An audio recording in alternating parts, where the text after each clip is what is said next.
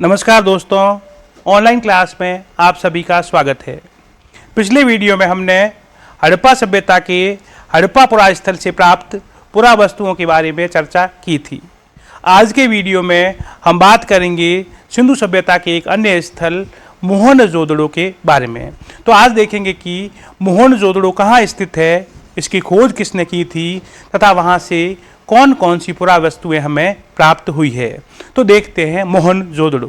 तो जब हम मोहनजोदड़ो की बात करते हैं तो मोहनजोदड़ो पाकिस्तान के सिंध प्रांत के लरकाना ज़िले में सिंधु नदी के दाएं तट पर स्थित है तथा इसकी खोज 1922 में राखलदास बनर्जी ने की थी। यानी 1921 में हड़प्पा की खोज हुई और उसके एक वर्ष बाद मोहनजोदड़ो की खोज हुई। और जब इन दोनों स्थानों का पता चल गया तब स्टुअर्ट पिगट महोदय ने कहा है कि ये दोनों स्थल किसी एक विस्तृत साम्राज्य की जुड़वां राजधानियां थी। तो देखते हैं मोहनजोदड़ो। मोहनजोदड़ो पाकिस्तान के सिंध प्रांत में लरकाना ज़िले में स्थित है और सिंधु नदी के दाएं तट पर स्थित है। इसकी खोज राखलदास बनर्जी ने 1922 में की थी। मोहनजोदड़ो को सिंध का बाग, सिंध का बगीचा या सिंध का नकली स्थान भी कहा जाता है। तो सिंध का बाग, सिंध का बगीचा या सिंध का नकली स्थान भी मोहनजोदड़ो को कहा जाता है। अब आगे हम बात करेंगे। मोहनजोदड़ो शब्द है वह सिंधी भाषा का शब्द है जिसका शाब्दिक अर्थ है मृतकों का टीला। सिंधी में कहते हैं मोयन जो दड़ो, यानी जो लोग मर गए हैं वो मोयन, जो मतलब उनका, और दड़ो का अर्थ है टीला। तो मोयन जो दड़ो का अर्थ है मृतकों का टीला और हिंदी में हम उसे कहते हैं मोहनजोदड़ो। तो मोहनजोदड़ो शब्द सिंधी भाषा का एक शब्द है। इसके बाद हम बात करेंगे कि स्टुअर्ट पिगट ने हड़प्पा तथा मोहनजोदड़ो को सिंधु साम्राज्य की राजधानियां बताया है। उनका कहना था कि ये एक विस्तृत साम्राज्य था सिंधु सभ्यता का और उसकी जो जुड़वा राजधानियां थी वो थी हड़प्पा और मोहनजोदड़ो। इसके आगे यदि हम बात करें तो मोहनजोदड़ो सिंधु सभ्यता का वह नगर है जो 7 बार बसा और 7 बार उजड़ा था। यह नगर 7 बार बसा है और 7 बार उजड़ा है। कहने का तात्पर्य यह है कि सिंधु नदी की बाढ़ में यह नगर बार बार जमींदोज हो जाता था और मोहनजोदड़ो के लोग इतने जीवट थे कि बार बार उसी स्थान पर नगर को वापस बसा लेते थे। तो यहाँ से हमें सभ्यता के 7 क्रमिक स्तर प्राप्त होते हैं, यानी कि 7 बार ये नगर बसा और 7 बार उजड़ा और उसकी जो परत जमती गई उन परतों के आधार पर हमें सभ्यता के मोहनजोदड़ो से 7 क्रमिक स्तर प्राप्त होते हैं। और आजकल जो आधुनिक शोध हुए हैं उनमें ये जानकारी प्राप्त होती है कि सभ्यता के 9 स्तर हमें मोहनजोदड़ो से प्राप्त होते हैं। तो वर्तमान की जानकारी से ये 9 स्तर हो गए हैं, पहले 7 स्तर हमें प्राप्त हुए थे। मोहनजोदड़ो सिंधु सभ्यता का एकमात्र ऐसा नगर था जिसका क्षैतिज उत्खनन कराया गया था। बाकी सभी नगरों का लंबवत उत्खनन कराया गया है। क्षैतिज उत्खनन की बात करें तो क्षैतिज उत्खनन है वह महंगा एवं खर्चीला होता है, इसलिए प्रत्येक स्थान का लंबवत उत्खनन ही कराया जाता है। क्षैतिज उत्खनन से हमें पूरी सभ्यता की जानकारी प्राप्त होती है और जो लंबवत उत्खनन है उससे हमें कालक्रम के बारे में जानकारी प्राप्त होती है। तो हम देखते हैं सिंधु सभ्यता के नगर के हमें 2 भाग प्राप्त हुए हैं। एक पश्चिमी भाग जिसे दुर्ग कहा गया है एवं जो पूर्वी भाग है वह सामान्य आवास क्षेत्र था। पश्चिमी भाग की किलेबंदी की गई थी तो हमने देखा कि सिंधु सभ्यता का पूर्वी भाग है यह सामान्य आवास क्षेत्र है, सामान्य आवास, और पश्चिम में दुर्ग। पश्चिम में हमें दुर्ग या गढ़ी के अवशेष प्राप्त होते हैं। तो मोहनजोदड़ो के दुर्ग का जो भाग है उस भाग से हमें कुषाण कालीन कनिष्क के समय का एक स्तूप प्राप्त होता है। इस कारण मोहनजोदड़ो को स्तूपों का नगर भी कहा जाता है या मोहनजोदड़ो को आध्यात्मिक नगर भी कहा जाता है। तो जो ये दुर्ग वाला भाग है, इस भाग से कुषाणकालीन एक स्तूप की प्राप्ति हुई है। ये कुषाणकालीन स्तूप है, ये प्राप्त हुआ है, इस कारण नगर के इस भाग को आध्यात्मिक नगर या स्तूपों का नगर भी कहा जाता है।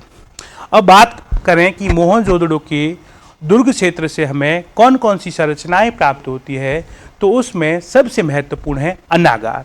हम देखते हैं मोहनजोदड़ो से हमें एक अन्नागार प्राप्त हुआ है।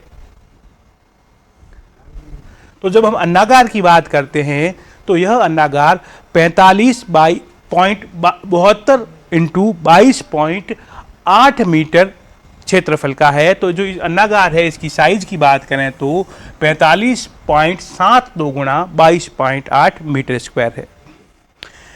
यह अन्नागार मोहनजोदड़ो की सबसे बड़ी इमारत है। यह विभिन्न खंडों में विभक्त है और इस अन्नागार के पास झामा ईंटों का एक चबूतरा बनाया गया है, जिसे डाक क्षेत्र या लदान क्षेत्र भी कहा जाता है। और जो ये अन्नागार है, इसका बाहरी भाग लकड़ी से बना हुआ है। तो हम बात कर रहे हैं मोहनजोदड़ो की महत्वपूर्ण इमारत अन्नागार की। अन्नागार 45.72 इंटू 22.8 मीटर क्षेत्रफल का है। ये विभिन्न खंडों में विभक्त है। उत्तर में झामा ईंटों का चबूतरा बना हुआ है, जिसे डाक क्षेत्र या लदान क्षेत्र भी कहा जाता है। इसके बाद यदि हम बात करें तो मोहनजोदड़ो के दुर्ग से हमें एक अन्य इमारत प्राप्त हुई है, जिसे जो वृहत स्नानागार थी या स्नानागार थी। तो ये स्नानागार नाम की इमारत है, वह भी हमें मोहनजोदड़ो से प्राप्त होती है, वृहत स्नानागार। अब इस वृहत स्नानागार की यदि हम बात करें तो जॉन मार्शल ने इसे तत्कालीन विश्व का आश्चर्यजनक निर्माण कहा है। जॉन मार्शल ने इसे तत्कालीन विश्व का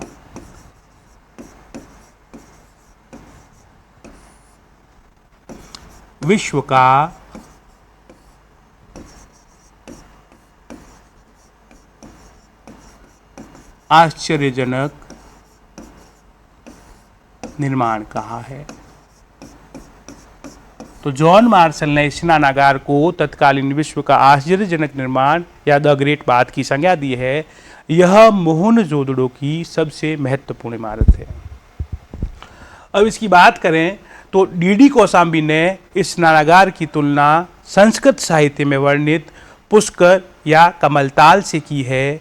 इस स्नानागार में उत्तर और दक्षिण की ओर सीढ़ियां बनाई गई है, जो कुंड में उतरने के लिए और उससे बाहर निकलने के लिए है।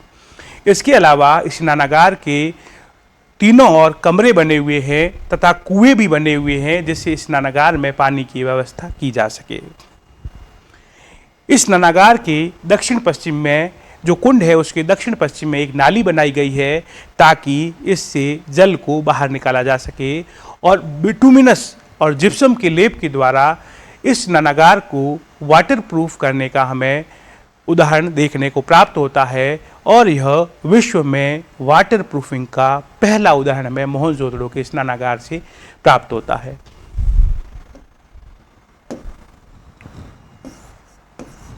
वाटरप्रूफिंग का पहला उदाहरण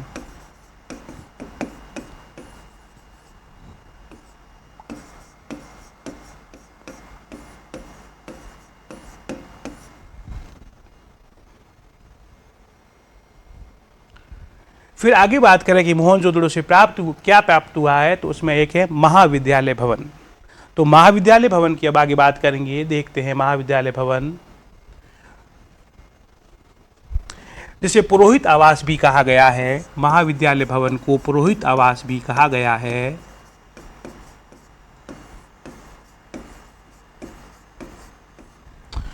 इसकी साइज 70.1 मीटर गुणा 23.77 मीटर है। इस पुरोहित आवास या महाविद्यालय भवन में 3 और गलियारे बने हुए हैं, और इसे महाविद्यालय भवन या पुरोहितों का विद्यालय या कॉलेज ऑफ प्रीस्ट भी कहा जाता है। इसे कॉलेज ऑफ प्रीस्ट भी कहा जाता है। कॉलेज ऑफ प्रीस्ट या पुरोहितों का विद्यालय। और गढ़ क्षेत्र से जो इमारत प्राप्त हुई है उसकी यदि बात करें तो वो है सभा भवन।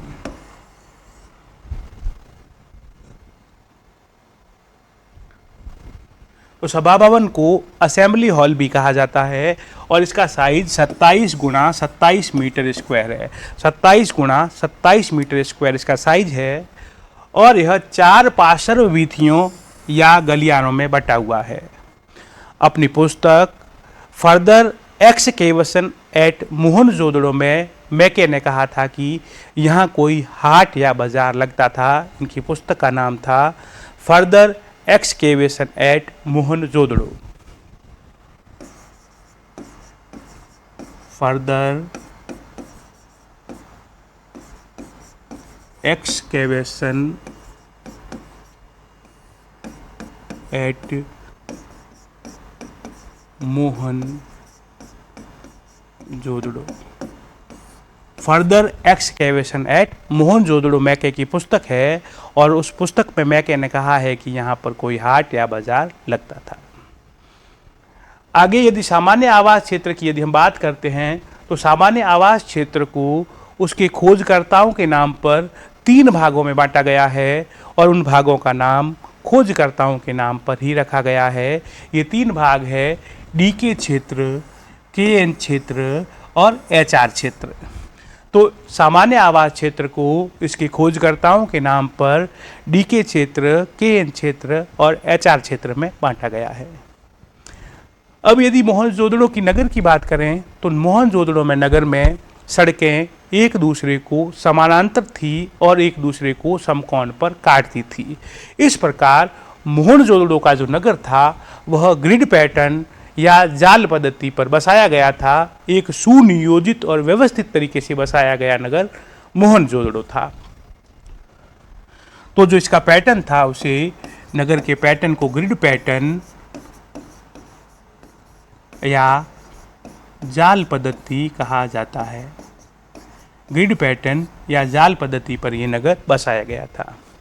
मोहनजोदड़ो से हमें 10 मीटर चौड़े राजमार्ग के अवशेष भी प्राप्त होते हैं। तो जो 10 मीटर चौड़ा राजमार्ग है वह हमें मोहनजोदड़ो से प्राप्त हुआ है। इसके अलावा मोहनजोदड़ो से हमें 700 कुएं प्राप्त होते हैं। 700 कुएं, प्रत्येक घर से कुआं प्राप्त होता है। कहने का तात्पर्य यह है कि प्रत्येक 2 या 3 घरों के बीच में एक कुआं था और 700 कुएं हमें मोहनजोदड़ो से प्राप्त होते हैं। कुएं मोहनजोदड़ो से प्राप्त होते हैं और हड़प्पा के प्रत्येक घर से शौचालय के अवशेष प्राप्त हुए थे। आगे यदि बात करें तो जो एचआर क्षेत्र है यहाँ से हमें एक पुरोहित राजा की मूर्ति प्राप्त हुई है। इस पुरोहित राजा की यदि हम बात करते हैं तो यह पुरोहित राजा भूमध्य सागरीय नस्ल का था।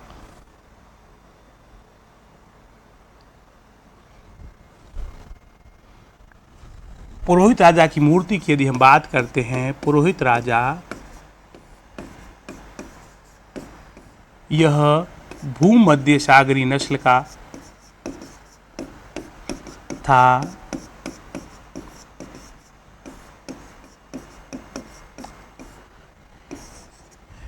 इसका चेहरा दाढ़ी युक्त दिखाया गया है तथा इसके मूंछें नहीं हैं। इसके सर के ऊपर एक रिबन के जैसा कुछ बांधा गया है तथा इस जो पुजारी है इसने तिब्बत या अलंकरण का शॉल पहना हुआ है। वह शॉल बटन के द्वारा बंद किया गया है। इसका अर्थ यह है कि सिंधु सभ्यता के लोगों को काज बटन बनाने की भी जानकारी थी। तो पुरोहित राजा की हम बात कर रहे थे, यह भूमध्य सागरीय नस्ल का है तथा जो इसकी दृष्टि है वह नाक के अग्रभाग पर टिकी हुई थी। इसे योग की सांभवी मुद्रा में कहा जाता है। तो यह जो पुरोहित राजा की मूर्ति प्राप्त हुई है यह योग की सांभवी मुद्रा में है। तो हमने बात की कि यह भूमध्य सागरीय नस्ल का है, दाढ़ी रखी हुई है,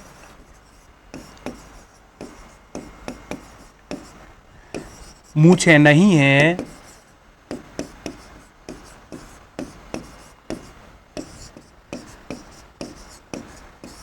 सिर पर रिबन बांधा गया है,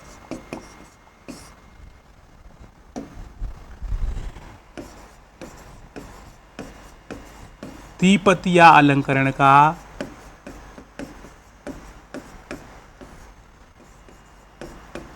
शॉल पहना है,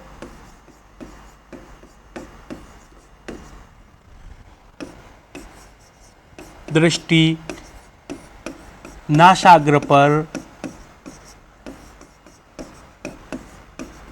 टिकी है, जो योग की सांभवी मुद्रा है।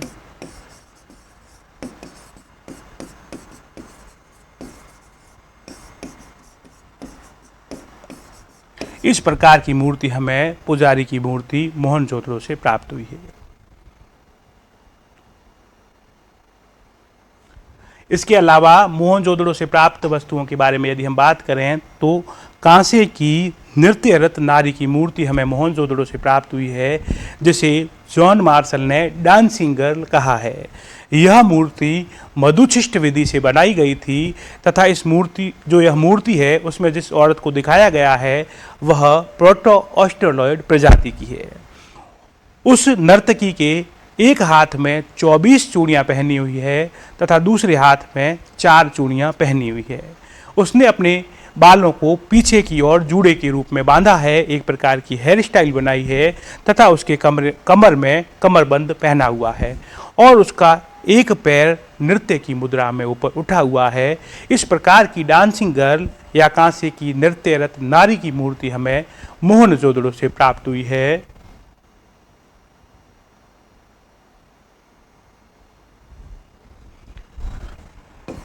कांसे की नर्तकी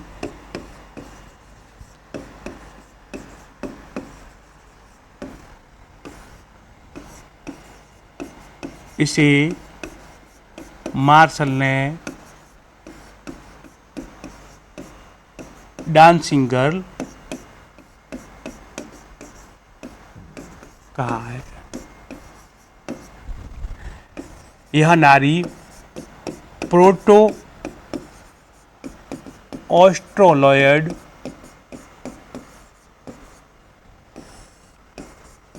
प्रजाति की है।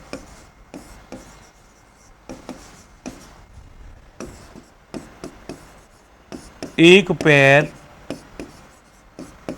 नृत्य की मुद्रा में ऊपर उठा है।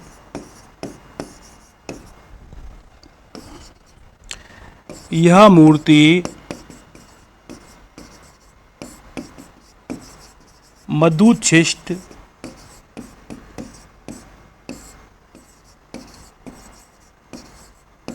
विधि से बनाई गई है। यह मूर्ति मधुशिष्ट विधि से बनाई गई है।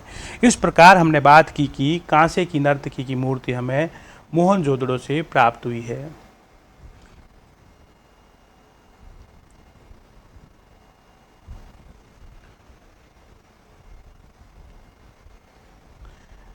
इसके अलावा यदि हम बात करें तो वस्त्र बुनाई का पहला साक्ष्य हमें मोहनजोदड़ो से प्राप्त होता है, यानी सूती कपड़े का प्राचीनतम साक्ष्य हमें सिंधु सभ्यता में मोहनजोदड़ो से प्राप्त होता है।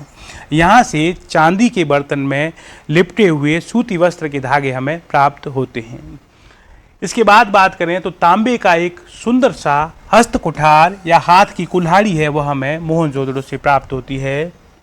मोहरों की यदि हम बात करें तो हड़प्पा से सर्वाधिक अभिलेख युक्त मोहरें प्राप्त हुई थी, लेकिन मोहनजोदड़ो से हमें सर्वाधिक संख्या में मोहरें प्राप्त होती है। और मोहनजोदड़ो की मोहरों की बात करें तो सबसे महत्वपूर्ण है पशुपतिनाथ शिव की मोहर। इसके अलावा हमें वृषभ के अंकन वाली मोहर भी मोहनजोदड़ो से प्राप्त होती है। पशुपतिनाथ शिव के अंकन वाली मोहर की बात करें तो यह मोहर है वह मैके के द्वारा खोजी गई थी। यह मोहर मैके ने खोजी थी। इसमें एक व्यक्ति योग मुद्रा में बीच में बैठा है और वह अपने सिर पर मुकुट के जैसी कोई आकृति को धारण किए हुए हैं। उसके सिर पर 6 या 7 अक्षर सैंधव लिपि में लिखे गए हैं। उसके बाईं ओर गेंडा और भैंसा है, दाईं ओर हाथी और व्याघ्र है, सामने 2 हिरण हैं। तो इस प्रकार जो मूर्ति पर चित्रांकन मोहर पर प्राप्त हुआ है उसे पशुपतिनाथ शिव की संज्ञा दी गई है। तो पशुपतिनाथ शिव की मोहर हमें मोहनजोदड़ो से प्राप्त होती है। यह एक बहुत ही महत्वपूर्ण मोहर है। इसके अलावा बात करें तो बेलनाकार मोहरें जो कि मेसोपोटामियाई उत्पत्ति की है, वह भी हमें मोहनजोदड़ो से प्राप्त होती है। सुमेरियन नावों के चित्रांकन वाली मोहर भी हमें मोहनजोदड़ो से प्राप्त होती है। इसके अलावा बकरे के पीछे चाकू लिए हुए व्यक्ति के चित्रण वाली मोहर भी हमें मोहनजोदड़ो से प्राप्त होती है। इससे ये अनुमान लगाया जा सकता है कि उस समय बलि प्रथा चलती थी, इस कारण व्यक्ति है उसके हाथ में चाकू है और वह बकरे के पीछे खड़ा है, इसका मतलब वह किसी देवी देवता को बकरे की बलि दे रहा था। फिर हम बात करें मोहनजोदड़ो से और क्या पुरावस्तुएं प्राप्त हुई है, तो कुंभकारों के 6 भट्टे हमें मोहनजोदड़ो से प्राप्त होते हैं। गीली मिट्टी पर कपड़े के साक्ष्य पहले बात कर चुके हैं। अंतिम स्तर पर बिखरे हुए नरकंकाल भी हमें मोहनजोदड़ो से प्राप्त होते हैं। तो ऐसा कहा जाता है कि मोहनजोदड़ो का जो अंत हुआ था वह किसी युद्ध के कारण हुआ था और एक साथ इतने सारे नरकंकाल मिले हैं। इसका अर्थ है कि यहाँ पर कोई युद्ध हुआ, युद्ध में इतने लोग मारे गए, उनके नरकंकाल हमें प्राप्त होते हैं।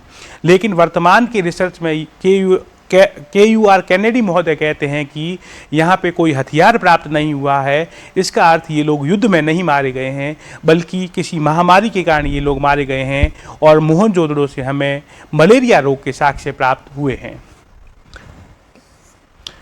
सीपी की बनी हुई पटरी हमें मोहनजोदड़ो से प्राप्त हुई है। हमने बात की थी कि हड़प्पा से हमें तांबे का स्केल या तांबे की पटरी प्राप्त हुई थी, लोथल से हाथी दांत का स्केल प्राप्त हुआ है और कालीबंगा से मिट्टी का स्केल प्राप्त हुआ है। मोहनजोदड़ो से हमें सीपी की पटरी या सीपी का स्केल प्राप्त हुआ है। इसके अलावा हमें बहुमंजिली मकान, बहुमंजिली इमारतें मोहनजोदड़ो से प्राप्त होती है, क्योंकि मोहनजोदड़ो एक बड़ा नगर था, तो वहाँ पर भव्य बहुमंजिली इमारतें भी हमें प्राप्त होती है। एक लकड़ी का दरवाज़ा भी मोहनजोदड़ो से प्राप्त हुआ है और घोड़े की मृण मूर्ति लोथल से भी प्राप्त होती है और वह हमें मोहनजोदड़ो से भी प्राप्त होती है। इसके अलावा घोड़े के दांत भी हमें मोहनजोदड़ो से प्राप्त हुए हैं। घोड़े के दांत, हाथी का कपाल खंड भी हमें मोहनजोदड़ो से प्राप्त हुआ है।